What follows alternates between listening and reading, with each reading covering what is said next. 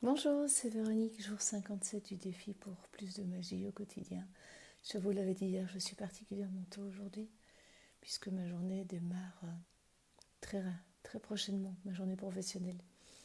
Alors, je continue le voyage, on va vraiment vers le subtil, puisqu'aujourd'hui, après la clairaudience hier, on part de clairvoyance. Alors, récemment, quand je vous ai dit que je ne voyais pas dans les méditations, je ne vois pas l'invisible. Donc, quand le thème de la clairvoyance est apparu, c'est un peu coincé en moi, puisque j'ai l'impression de ne pas voir. Parfois on me dit quand je travaille dans les maisons, quand je travaille avec les gens, est-ce que tu vois quelque chose? Je dis non, je sens. Je sens beaucoup, mais il y a une partie de moi qui refuse de voir ou qui n'a pas besoin de voir, on prend ça comme on veut. Bref, la clairvoyance est un thème qui a fait un peu gloops en moi aussi.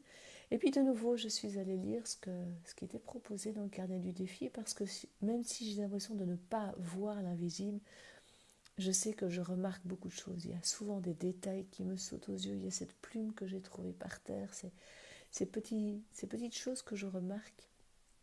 Donc d'une certaine manière, je vois beaucoup de détails. Donc je me dis, ok, comment est-ce que je peux utiliser cet art que j'ai de repérer les détails pour développer ma clairvoyance? Et donc dans le livre du défi, c'est une invitation justement à être attentif à tous ces petits flashs qui parfois sont noyés dans le flot d'informations visuelles que nous avons, surtout à notre époque où on est surconnecté.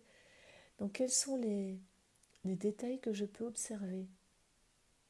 Les petites choses voilà, les petits signes que la vie m'envoie. Donc développer l'attention.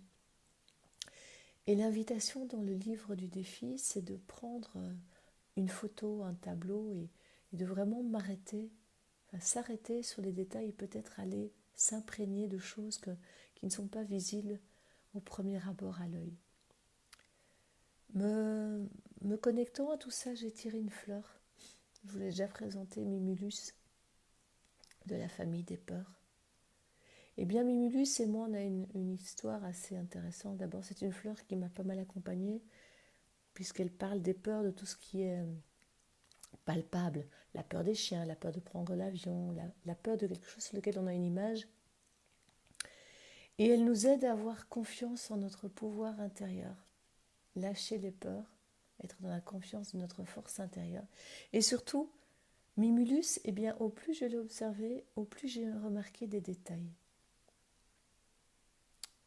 Voilà, c'est vraiment au plus j'ai affiné ma perception de son message, au plus j'ai remarqué des petits détails dans la photo.